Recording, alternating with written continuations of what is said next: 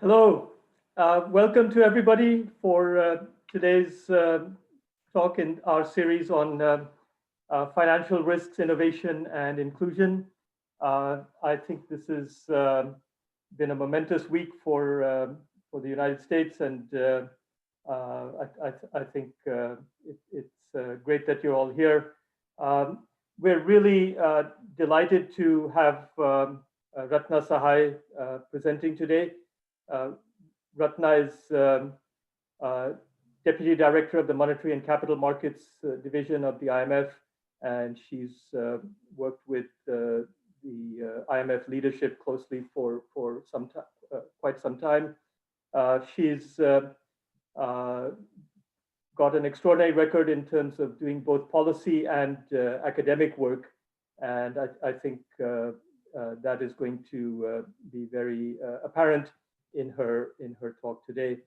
So I'm also glad that we have our co-sponsor, Jagdeep Bachar, of the Chief Investment Officer of University of California, joining us, and some of the California regents and Jagdeep's team and so on. So welcome everybody. I'm going to now hand over to Ratna. Thank you so much, Ratna. I especially appreciate that you're presenting from India. It's late at night there, and thank you so much for making the time for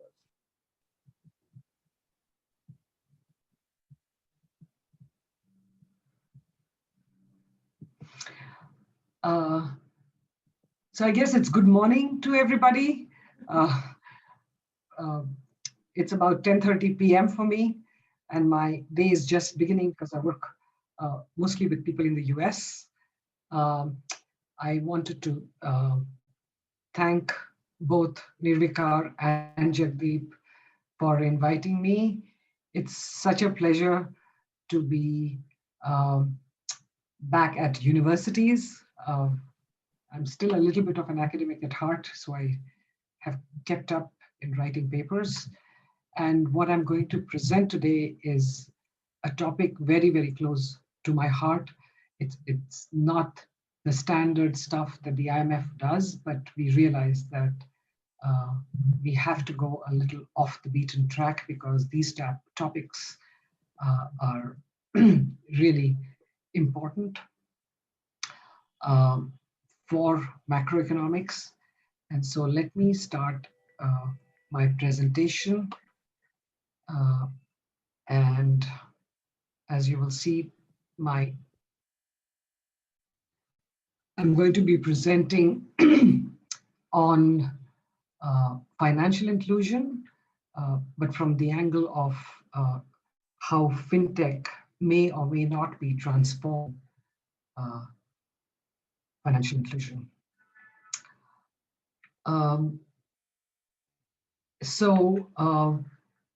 The outline is basically I'm going to motivate, first of all, why should we care about financial inclusion? I had to do that to convince my colleagues why the IMF should be in the business of looking at financial inclusion. I want to just briefly talk about that. And then I'm going to quickly get into the fintech aspects, tell you what is the work, existing work in inclusion and fintech, and how we contribute in this sphere. Then we look at, is it the case that fintech is increasing inclusion? What are the macro implications? What are the constraints and risks? And some policy implications, which are always important to us. As you will see, this is a project that I led with a number of people in my department. And it took us about 2 years to do this because we wanted it to be a global study. And data are not easy to come by. So as you will see, we also talked to a number of stakeholders. So let me begin by telling you why, if you're not convinced, why should we care about inclusion, apart from the fact that it's good and it's the right thing to do to care about social issues. But I'm an economist, and so I'm going to take the economics angle. Now, previous to this paper, I've done quite a few other papers with my colleagues, and I want to show you some of the results of what we found. So the first thing from a macro perspective, I'd like to convince you is that based on an econometric study, what we found really interesting from cross-country data is that when financial inclusion is low, which is the 25th percentile, let's say, as compared to when financial inclusion is high, the 75th percentile of the countries ranked by financial inclusion, the impact, the marginal impact on growth is much higher when there are more people that are participating in formal financial services. So there is a positive effect on economic growth. We also looked at the relationship between inclusion and inequality. And we did that by looking at economies which had low financial depth, medium depth, high depth. And we measure inequality using the Gini coefficient. And if you look at the bar, it's really interesting because the dark blue bar shows that inequality falls by almost 10 percentage points when inclusion is high, rather than when it's low. And that holds true independent of whether the financial depth of the economy is low, medium, or high. It holds at any level.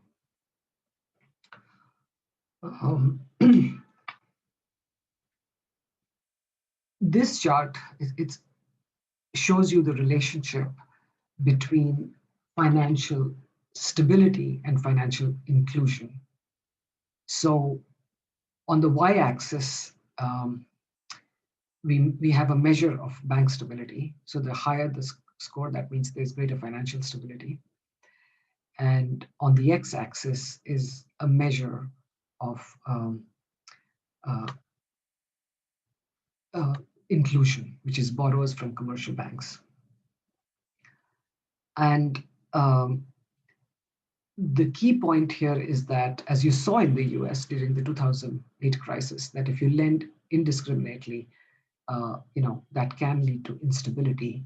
So if you extend the number of borrowers, and that would be the red dotted line.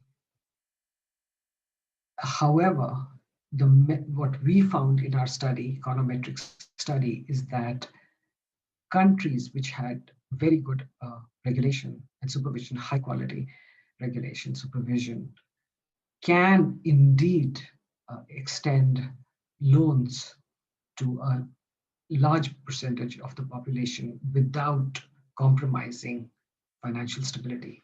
So the key is stability and inclusion can go hand in hand, but a key requirement is good supervision. When you look at the raw data and just do a plot of financial inclusion across different countries, and this is the traditional measure, how many men or women have accounts at an institution. So the vertical axis is the share of men with account, and the horizontal axis, the x-axis, shows you the shares of women. So there are two key messages from this chart. One is that on average, there's greater financial inclusion of men than women. You see more dots above the 45-degree line. But the second one is that there is a lot of variation in terms of financial inclusion itself, irrespective of men and women around the world. On average, in the world, about 60% have bank accounts. Next comes fintech. So then we looked at some very simple measure of how many of them, men or women, use mobile phones to conduct businesses. And what is really interesting is you can see that the countries are cluttered in the top right column, which shows that a lot of people around the world are indeed using mobile phone to conduct financial business. Usually it's payments, sometimes it's credit also. And the average is about 80%. So what the key takeaway, at least that I'd like you to focus on here, is that technology has a lot of promise for increasing inclusion. So how does our work fit in here? And what, just looking at the current literature, there are two strands of literature. One is traditional, which looks at bank accounts, etc. And then there's the fintech-enabled financial inclusion. So in the traditional financial inclusion literature, you have both micro and macro studies. In the fintech-enabled financial inclusion literature, which is just a few years ago, because a lot of data is still missing, there's a lot of descriptive work. There is also micro studies, and then there are macro studies. Our goal was to do a comprehensive, again, cross-country analysis. We have 189 member countries at the IMF, so we typically do try to be as global as possible. And we look at the relationship between fintech and financial inclusion here. Now, very quickly on the left-hand side, what does inclusion cover?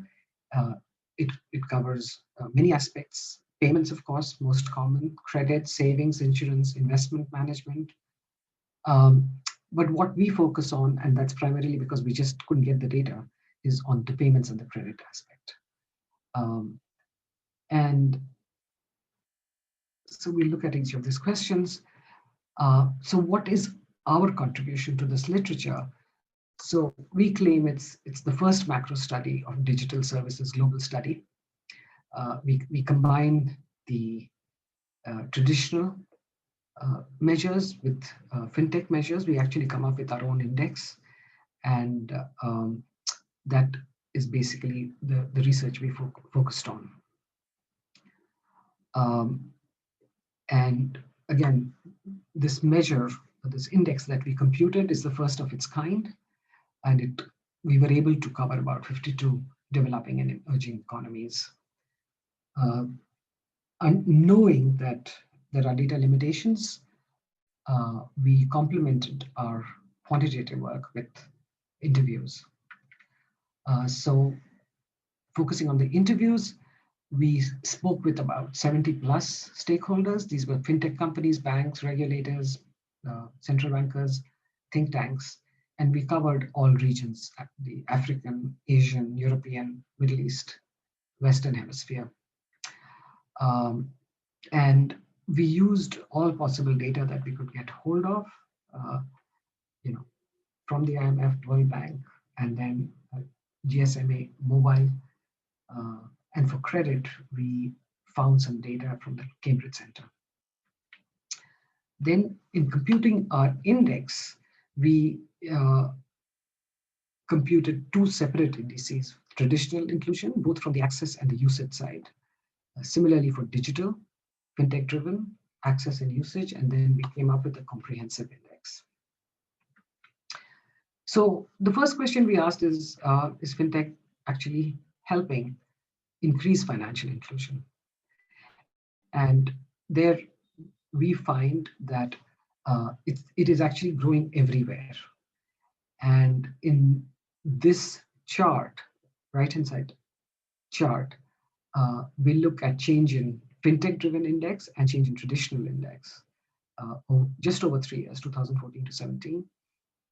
And interestingly, we find that in many of the African countries like Ghana, Senegal, Benin, Gabon, Zambia, etc., they were growing. Fintech-driven was growing much faster than others, but everywhere it was growing. And even in countries where the traditional access and usage had fallen, as in Zimbabwe, South Africa, Nigeria, El Salvador, fintech-driven inclusion was indeed increasing. And then based on our interviews, we asked, why do we see this trend from their perspective? They said, of course, it's accessible, its cost is low, people can use it at night whenever they feel like, whenever they're ready. They don't have to go just in the business hours of the banks. It's very often it's user-friendly. And of course, they love the fact that things happen right away, so it's efficient. And very importantly, in many parts of the world, what we found is that, especially the smaller fintech companies, they were actually customizing the services much better than banks had ever done. I found that in Africa, in UK, we also went to some advanced economies, and in India, and of course, China has been phenomenal in this. So when you look across different regions, interestingly, you see that fintech-driven financial inclusion has increased everywhere. Between 2014, the red bar, and 2017, the blue bar. And of course, in Asia and in Africa, it has grown the fastest. And when you compare traditional and digital across different regions, the regions rank quite differently. So in digital, Africa, Asia, as I showed you earlier, are at the top, whereas in traditional, it's more emerging Europe and Western Hemisphere. Then when you look at fintech credit, the left-hand side, it's quite amazing to see how China dominates the global market on fintech credit. More than 85%. The others who are a little bit, significant are US and UK. The rest are really quite small. But as the right-hand side shows, it is growing quite rapidly around the world, in double and triple digit growth. And then if you want to look at, where is it growing, the lending? Is it business? Is it consumer? And you see that there's a lot of consumer based lending. It's higher than the business, and it also seems to be growing faster. And again, customer experience has been pretty good because of speed, simplicity, convenience. Sometimes no collateral is required. The companies who lend use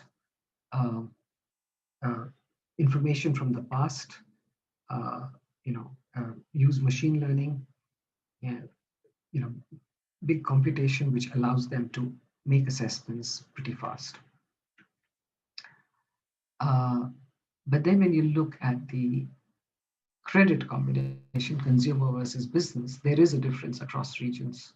So for example, in the Middle East, consumer credit dominates, whereas in Western Hemisphere, which is South America and Central America, it's the business credit that dominates. So what are the macro implications of digital financial inclusion? I won't go into great detail, but again, the chart simply shows, based on econometric work that we had done, that digital financial inclusion, even in payments, has a much higher impact on growth when there is higher digital financial inclusion.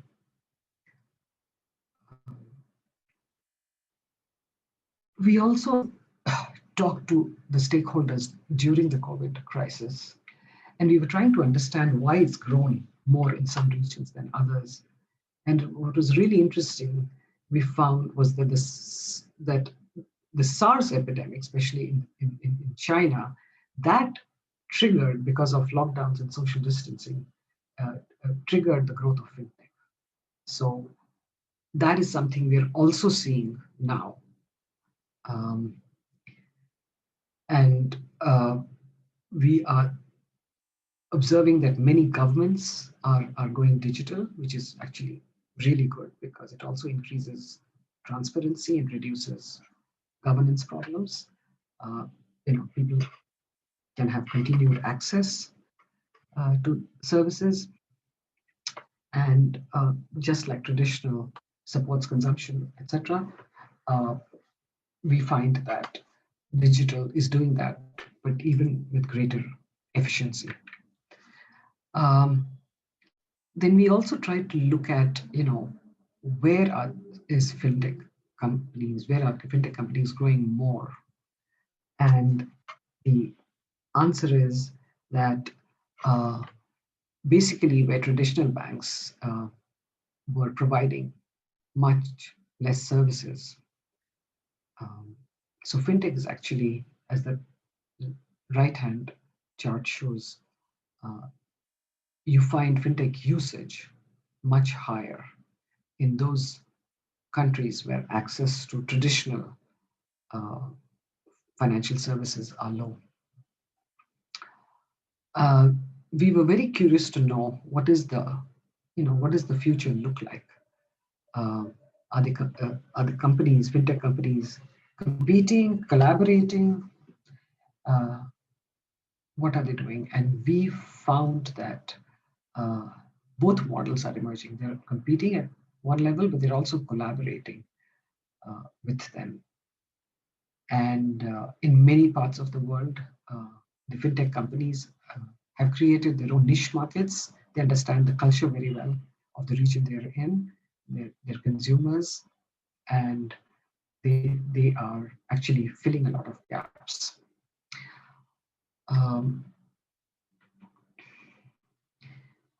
But it's also the case that the big banks are beginning to feel threatened. So we were quite amazed to see that the spending on tech by big banks is actually pretty high, on average higher than the VCs. So what are the constraints and risks? Because we also have to worry about, is it all good news, or are there some issues, some constraints in increasing inclusion? And are there any risks to digital financial inclusion? And then in our interviews, the fintech companies spoke a lot about regulatory uncertainty. And they wanted us to convey to the regulators around the globe that, please catch up with us, and please just create an environment where we know what's coming. Many fintech companies talked about lack of expertise. There's a real shortage of coders, as they call them, especially in developing countries. The smaller companies complained about funding, and during the COVID crisis, of course, funding has really dried up for the smaller guys. And a common theme that emerged was financial and digital literacy was also in short supply in many parts of the world, and I should add, including in the US. And then on the payment side, there were some issues of trust, of course, and familiarity with the services that are being provided. In many cases, digital infrastructure was not there. The physical infrastructure. There were concerns about the quality of governance, and on the lending side, the fintech companies were hoping that there would be a lot more systematic way in which they could get information on the borrowers. There were issues about legal rights. If borrowers didn't pay back, what could they do? And so these are still some outstanding concerns and constraints. And on the right-hand side, it's just a simple chart which shows that fintech usage increases when digital infrastructure increases, which is what you would expect. So then we're also concerned about risks. I mean, is it possible that going digital would exclude a lot of people just because they didn't have access to infrastructure, or they didn't quite understand what it was?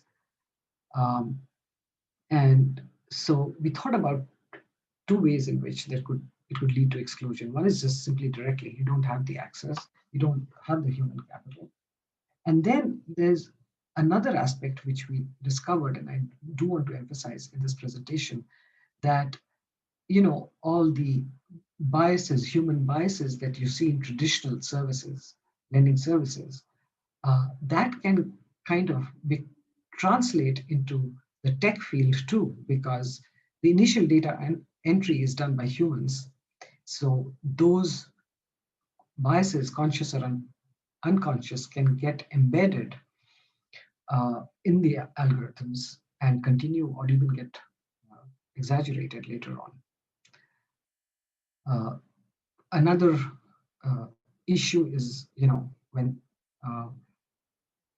the economy is going well, everybody gets credit, and we were very concerned that when the cycle turns, that the digital lending may decrease even more sharply. Indirect ones are, maybe the smaller financial institutions and small banks that were catering to the low-income households and small firms.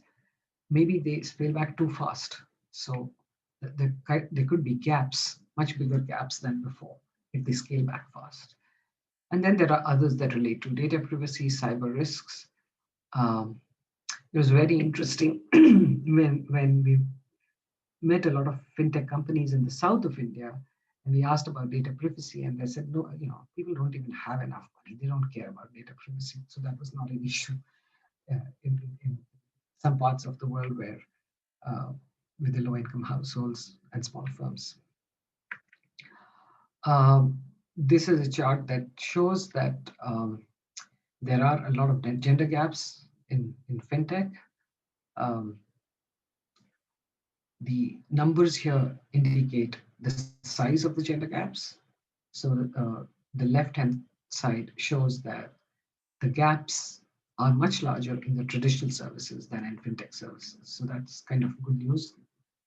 If fintech increases, we find that it's closing the gender gaps. In Asia, as you can see here, very interesting, fintech gaps are much wider than the traditional. Same with Western Hemisphere. We're not sure why that is so. Some people say it's cultural, but I think it's something to be explored. I'm coming to the end of my discussion, and I just want to summarize and put forward some questions for you to think about. So the key takeaways are there is a positive impact even of traditional inclusion on growth and inequality. It holds also for fintech. Fintech is helping really accelerate financial inclusion, especially in Africa, Asia. Fintech lending is mainly occurring in mainland China, but it seems to be growing in other parts, but slowly. As I said, digital inclusion is associated with higher growth. It's helping close gender gaps.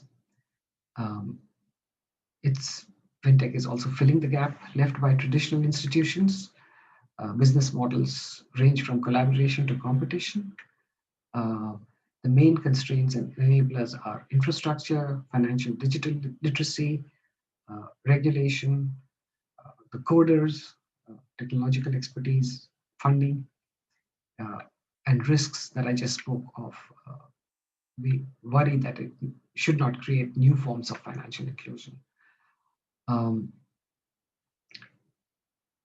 During the COVID and now, to avoid acceleration of pre-existing risks, we would like governments to invest in digital infrastructure, even during this period, find ways to increase literacy.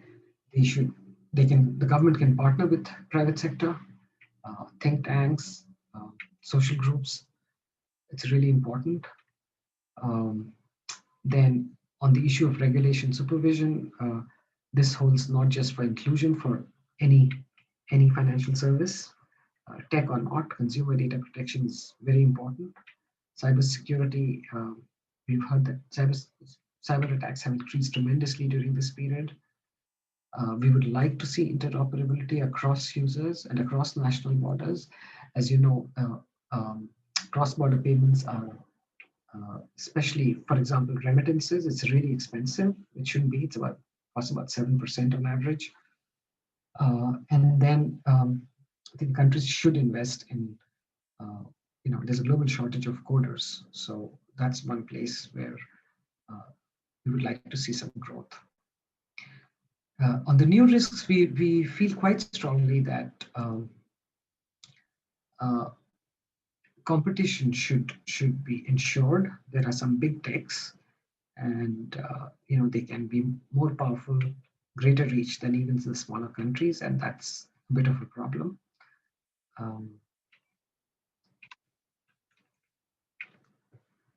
Then I think this is my last slide. What are the questions that we should be thinking about?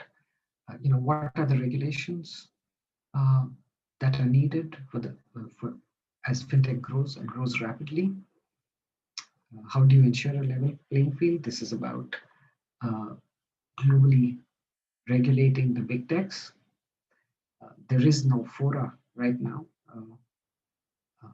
Different national governments do different things.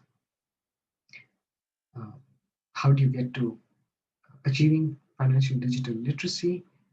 And then we're also concerned about the risks that might emerge because of greater interconnectedness between banks, non-banks, how to prevent digital exclusion, and can you achieve international cooperation to address the privacy issue, cybersecurity, and it would be great to have a digital ID. So the world is even more connected. So that was my last slide, and I'm happy to stop here, and I'm going to stop sharing my PowerPoint. So Nirvikar, all yours. Thank you so much, Ratna. That was a really cogent presentation on a very comprehensive set of research. And I really agree with you about the importance of this topic. I think this is going to be absolutely vital going forward. I'm sure everybody can see that. Several questions have poured in. You can see them in your Q&A box, but I'll also try to summarize them and articulate them for everybody. A quick answer to one question is the slides will be available, and I think that's very helpful. So thank you for making those available.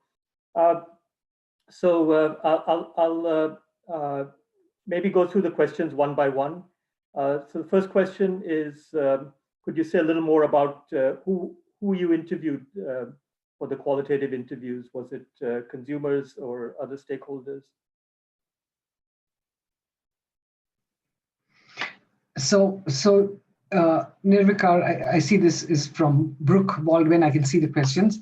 Yes, I okay. think it's an absolutely appropriate and very good question.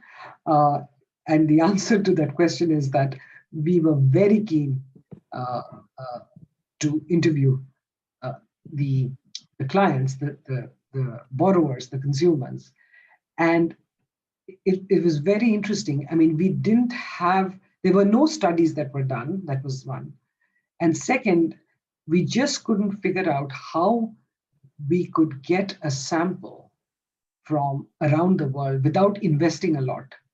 Uh, and there is a gap in this area which needs to be filled um, in terms of doing a thorough study. Because you're talking about many people, individuals, small firms, and Brooks is right.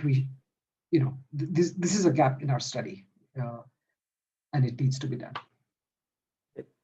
So I'll still summarize the questions, though you can see that the next question is actually from my colleague Brenda, and she asks about saying a little more about crowding out, which you had alluded to, and also the possibility of graduating users from pure fintech companies to broader more traditional financial services providers, but still using these fintech channels. Yeah, that's a good question. So if you look at the big picture, is fintech crowding out? Not in a big way, not yet. Traditional financial services, if you look at the total amounts of financial transaction, they're all through traditional sources. So big companies still use big banks, for example. Big money transfers across borders are still through traditional channels. What fintech is doing at one level is really filling the gaps at this point left by the traditional providers. So it's really about at the individual level and for small companies. But the traditional financial institutions are realizing that these companies can be a real challenge to them. And we're seeing that in UK, for example, a little bit in the US, but UK. For example, in the real estate sector, in mortgage lending. So that's where it is. But as you know, the pace of growth of fintech is much higher than any traditional service. On the issue of flexible lax regulation, well, just 2 days ago, you heard what happened with the Ant Group, Alibaba's group. They were going to come out with the IPO, and there was a spat with the regulators in China, and they couldn't issue the IPO.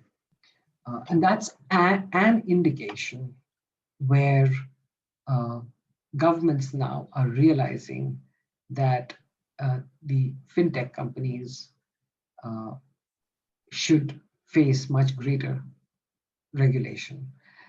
I do think that regulation should be proportional, so small companies much less than big companies. That holds for traditional banks too. And on the question of should they strive to graduate fintech users to traditional banking service providers, I'm not sure. I think it should depend on who's giving me a better service. Is it the traditional bank, whether digital or not, or are these pure fintech companies?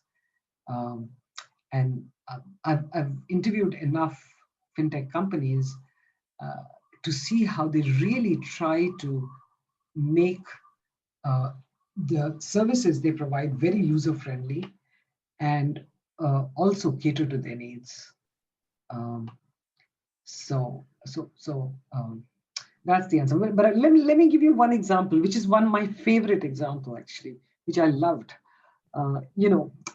This was in UK, and this company, uh, you know,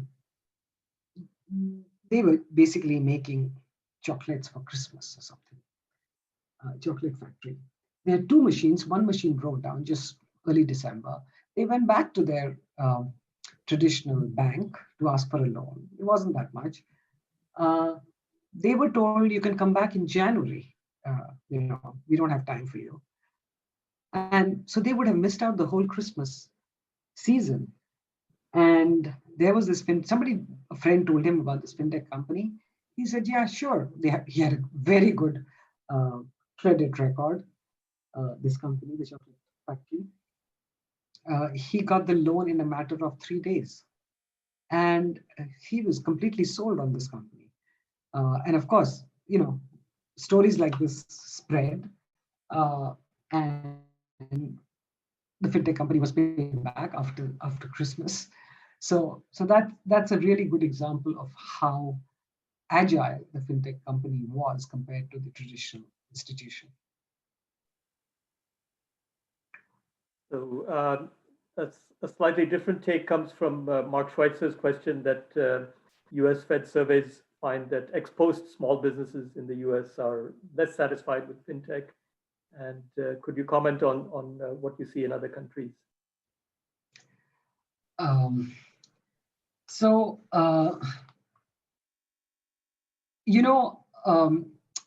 have to tell you, I know much less about the US as my study, was focused mostly on the emerging market and developing countries. But what we are finding in those countries is that for small amounts of lending, the fintech companies have proved to be pretty resourceful and helpful. And you see that China is like the best example.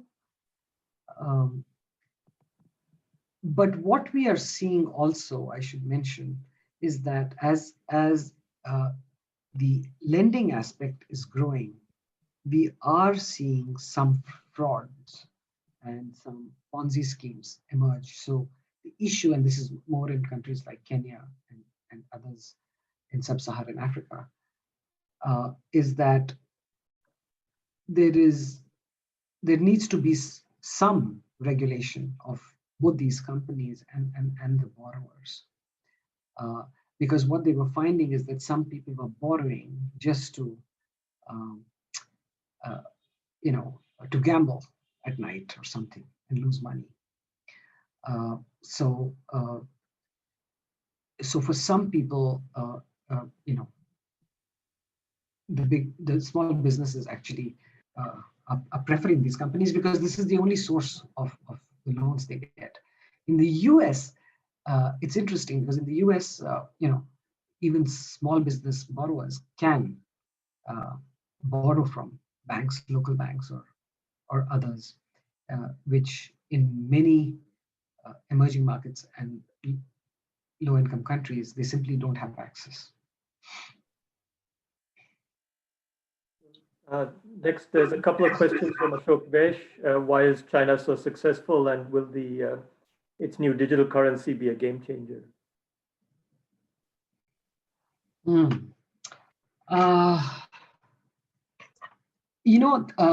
Why is China so successful? I think they started early.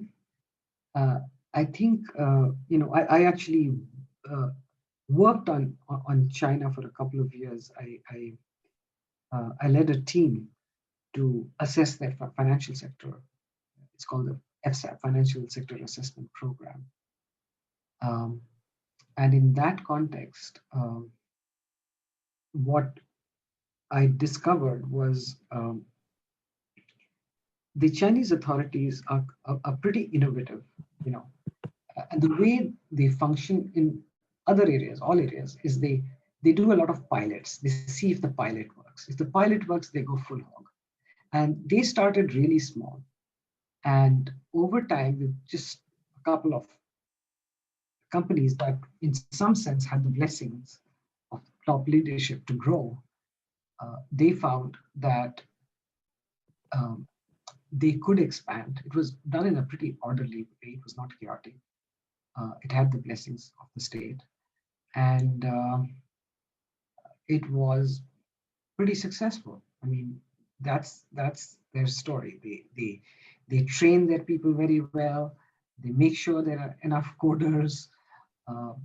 They attract a lot of people from abroad to help them out also, whether Chinese or not. I think they do things in a very systematic way, and they do allow, in some controlled fashion, the private sector and innovation to grow. And being the leader, you certainly have some advantages. And sure, I mean, countries like India can learn from China. I'm sure there are a number of lessons.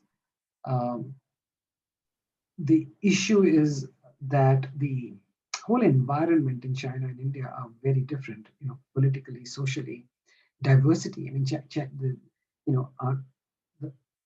India has, the diversity of people is very, very large compared to China, which is much more homogeneous.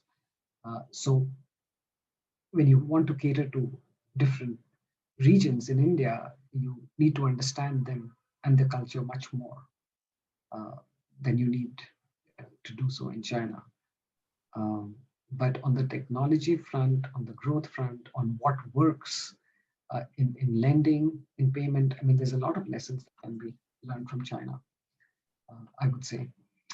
Are digital currencies a potential game changer? I would think so. My concern is more about if you have digital currencies, what happens? Do you give up on monetary policy? How would it work across borders? So there are some other big picture macro concerns. But in terms of providing a service, it looks very promising.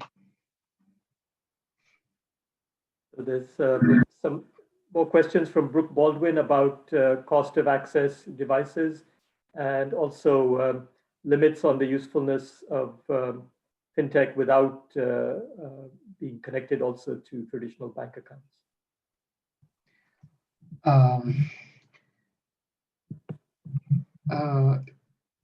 Yeah, so talking about China, it is amazing that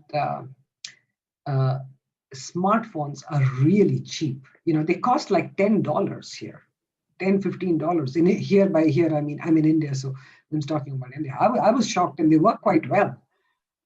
So I think that there is a lot of scope for smartphones to be made available to a very wide section of the population. But you're right, and we've seen that in Africa. You just read a regular old mobile phone that has been used and has been used very successfully.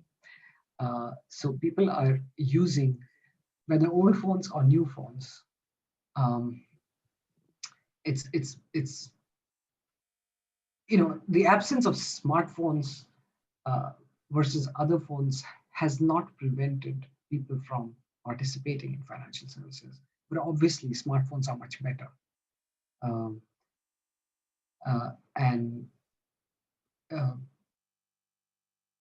not convinced that is the main source of exclusion. I think it would be much more the infrastructure, much more just literacy, financial and digital. And the trend is, smartphones are just going to grow. There's a big market for it, and they become cheaper and cheaper. Shall I look at the next question? Yeah, so Charles Hogg is asking about, indirectly about privacy, but all, directly about social control through fintech. Okay. Governments being able to. Yeah. Right. China is behind by probably motivating that question. Yes. So so the way it works in the countries where you don't have a link between traditional bank accounts and mobile apps, and this could be in many poor countries, is you don't need a traditional bank account. Basically what you do is you go once from your village to where a mobile operator is, you pay up some amount, and then you go home. So there's an account with the mobile operator, and you use that um, for your payments. So if you're a vegetable seller, for example, you can receive payments on your mobile app, uh, and you can make payments on your mobile app. So you don't need a traditional bank. But of course, the scale is small. Even if the scale is small, it's a big source of transforming the livelihoods of low-income households. So it still works. And what we are seeing over time is, of course, it's becoming more and more sophisticated.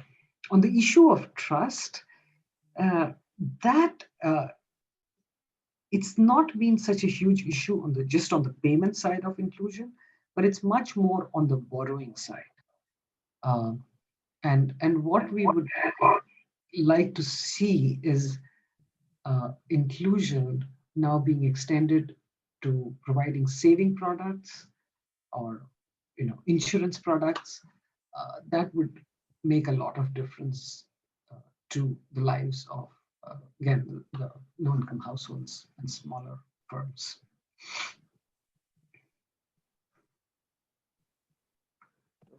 And then the question of social control, did we get to that, or?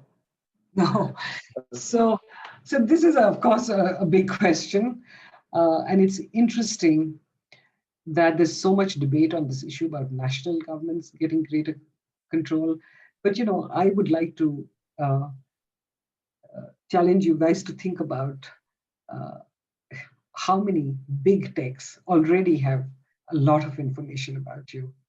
And people may worry, may not worry, but they don't hesitate in using those products, right? So I think it's an issue whether it's a government or the private sector. And sure, there's a trade-off. On the other hand, one has to look at, what is the bigger benefit. And one of the things I learned from our study was the personal cost for the low-income household small firms of providing information about themselves was very low compared to the services they were getting. So they said, that's fine. I don't have so much money. I don't have anything to hide. I'm fine. Which was very interesting, I thought. And I see that attitude in the lower-income countries, where they care less about privacy. The next question from Christine Onyang is about, could you say a little more about data entry biases and how one might address that issue? Yeah, I have to say the reason I bring this up, it's not because I've studied this issue in great depth, but from many interviews that we conducted, it's an issue that we worried about. And so in our initial questions, we would ask them, because we know there are biases in traditional financial institutions. And so they were eager to sell us, this is the fintech companies, that, because you do it online, you can't see the person, so you can't be as biased. But even they acknowledged that, whatever initial data that they do collect about these individuals or firms somehow forms the basis of how they augment the data. And that's the source of our concern, is that if right at the start there is some bias that can get exaggerated, and they acknowledge that. And on the question of whether there are positive movements to address these biases, I am not aware of it. To be honest, I'm not, and I want to make more of it in my public speaking. So how can it be addressed? I mean, a lot of it needs to be addressed even with the traditional financial institutions. I'm not convinced, I'm not an expert, but I'm not convinced that some of the credit scores that we have, that we get, and how it's updated is really a fair system. I mean, I do think it's biased against people who belong to the lower income households, but that's a topic for another occasion. And I think that the credit scores with fintech companies, we did come across a couple of companies that were doing this credit scores for fintech companies. One was in UK, and I don't know, they would seem to be doing very aware of this, and so they were cross-checking the initial data entry with the information they had about the small firms, individuals. But the data they were dealing with was maybe not more than 50,000-60,000. So if you have to do it for the whole world, it can take a lot of effort to do that. I don't know what a simple solution to this is, but I just feel that it's worth doing it, correcting the biases. So we've actually come up to the stopping time, and I just want to end by again saying how incredibly important your work is, Ratna, you and your colleagues, and I look forward to seeing more of the work. If we may, we'll also share your paper as well as the slides on our website. I mean, it's just fantastic, and really grateful to you and to all the audience for attending and for asking such interesting questions. It's really important. Thank you so much, everybody. And Ratna, I hope you have safe time in India and safe travels back. And thank you, everybody. Hope to see you all next week. Thank you. Bye-bye. Thank you very much, Rivika. This was great and great questions. Thank you. Bye-bye.